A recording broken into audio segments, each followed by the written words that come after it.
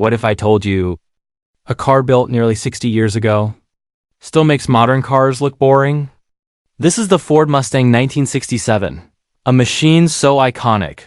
It didn't just change cars, it created a movement. But what makes this car so special? And why are people still obsessed with it today?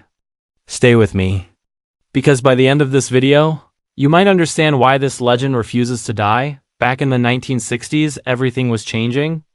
Music, culture, fashion, and especially cars. People didn't just want something to get from point A to point B anymore. They wanted something that made them feel alive, not something that looked bold, sounded powerful, and represented freedom. And then came the Mustang. When Ford introduced it, it instantly became a hit. But by 1967, they took things to a whole new level. They made it bigger, more aggressive, more powerful. This wasn't just an upgrade. This was a transformation. The first thing that grabs your attention is the design. Look at it closely. That long stretched hood, that short, tight rear end, the wide, muscular body. Everything about this car screams performance. It looks like it's ready to launch forward at any second. Even when it's standing still, and the front grille, it doesn't just look at you. It stares you down. Compared to earlier Mustangs, the 1967 model feels tougher, more serious. Like it grew up and hit the gym. This is no longer just a stylish car. This is a statement. And then you get to the heart of the beast. Under the hood, the 1967 Mustang offered multiple engines. But the real legend lives in the V8. We're talking about pure, old-school American muscle. No computers controlling everything. No artificial sound. Just fuel, fire, and power. Turn the key. And the engine comes to life with a deep, aggressive rumble. It's not just noise. It's a warning. When you press the gas pedal, the response is instant. Raw, unfiltered.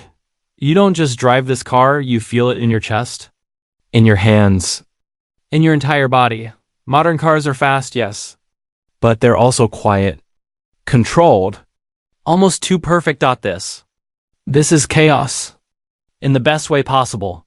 Driving the 1967 Mustang is a completely different experience. There are no driving assists to save you, no traction control to correct your mistakes. It's just you, the machine, and the road. Every turn demands your attention.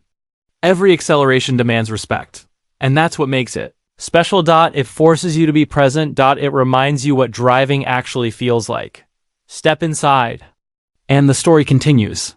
The interior is simple, but it has character. No giant touchscreens, no endless menus. Just classic analog gauges, a steering wheel that feels solid in your hands, and a dashboard designed for one thing: dash driving. It's not trying to impress you with technology. It's trying to connect with you.